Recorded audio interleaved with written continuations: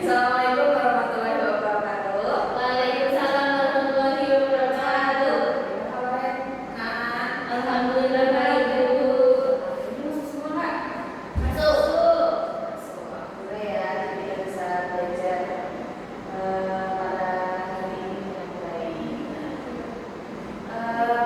Sebelum kita mulai pembelajaran hari ini, Ibu saya kehadiran siswa dulu nih.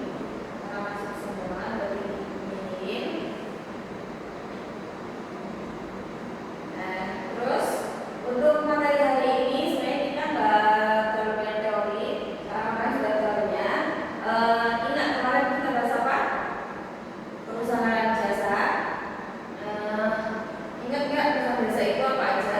Contoh satu, laundry, salon, oke. Uang izin.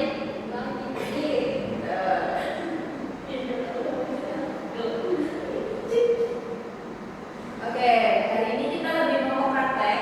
Prakteknya itu kita gimana dari transaksi kita catat ke dalam jurnal umum. Nah, hari ini bentuk kelompok untuk ngerjain soal yang dikasih. Oke, sebelumnya dari soalnya nanti itu selama bulan Desember ini Lomba Ekspres itu mencatat 10 transaksi yang mencakup berbagai jenis aktivitas bisnis dari penyebaran modal hingga pembayaran gaji karyawan.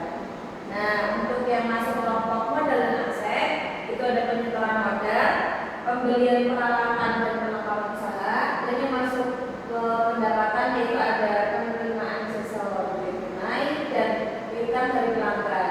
Dan yang terakhir untuk yang masuk hibah dan utang atau kewajiban itu ada sewa, gaji karyawan, pembayaran hutang dan kredit pembeli.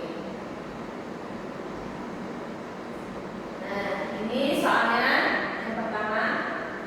Nanti kalian ibu bacakan soalnya, kalian menjawab secara diskusi ya. Nah, yang pertama tuh pada tanggal 1 Desember sebagai modal awal, pemilik menyetorkan uang tunai 5 juta rupiah sebagai modal awal usaha Lomba Ekspres. Berarti jurnalnya gimana? Kas sebesar 5 juta dijebret, modal di kredit sebesar 5 juta. Kenapa kas dijebret? Karena bertambah. Modal di kredit karena bertambah. Dan pada tanggal 2 Desember itu terjadi pembelian peralatan di mana membeli mesin cuci dan pengering senilai 4 juta secara tunai. Berarti jurnalnya peralatan, peralatan dijebret dan kas di kredit. Nah, kenapa sih peralatan dijebret? Karena bertambah. Dan kas di kredit berkurang karena pembeliannya secara tunai. Dan pada tanggal 3 itu terjadi pembelian secara kredit. Ingat ya, secara kredit. Membeli perlengkapan laundry, sabun, pewangi, plastik senilai 500.000 secara kredit dari toko Kimia Jaya. Berarti jurnalnya perlengkapan bertambah debit dan utang usaha di kredit.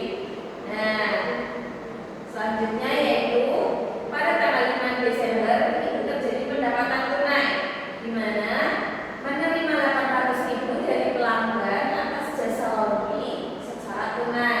Berarti jurnalnya pendapatan kas bertambah dan pendapatan di kredit.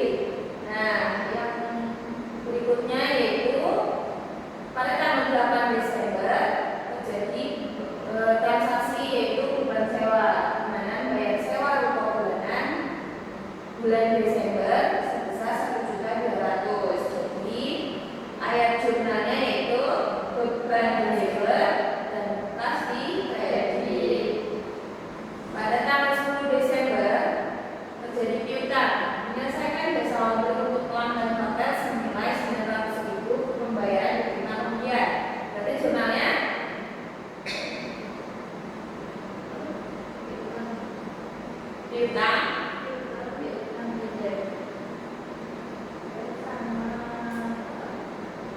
pendapatan. sama pendapatan sebesar.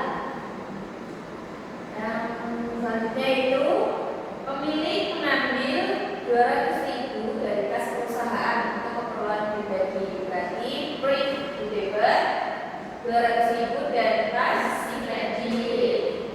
Selanjutnya itu membayar hutang, membayar sebagian hutang kepada Toko Jaya yang tadi kita beli secara kredit. Namun dibayar baru sebesar 300.000 dari total 500. Berarti jumlahnya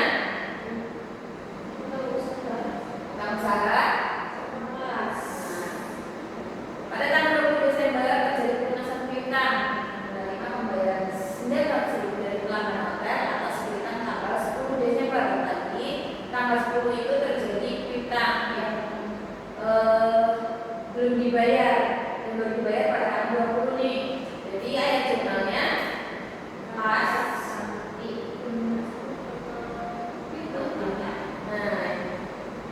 terakhir itu pembayaran gaji karyawan. Membayar gaji karyawan tepat waktu setengah bulan sebesar 500.000. Jadi dari beban gaji karyawan di debit dan kas di kredit.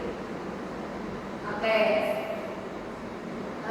Dari kita tadi latihan mengerjakan soal, apakah ada yang masih bingung? Mungkin untuk akunnya atau sudah paham semua? Insya Allah sudah paham ya. Nah,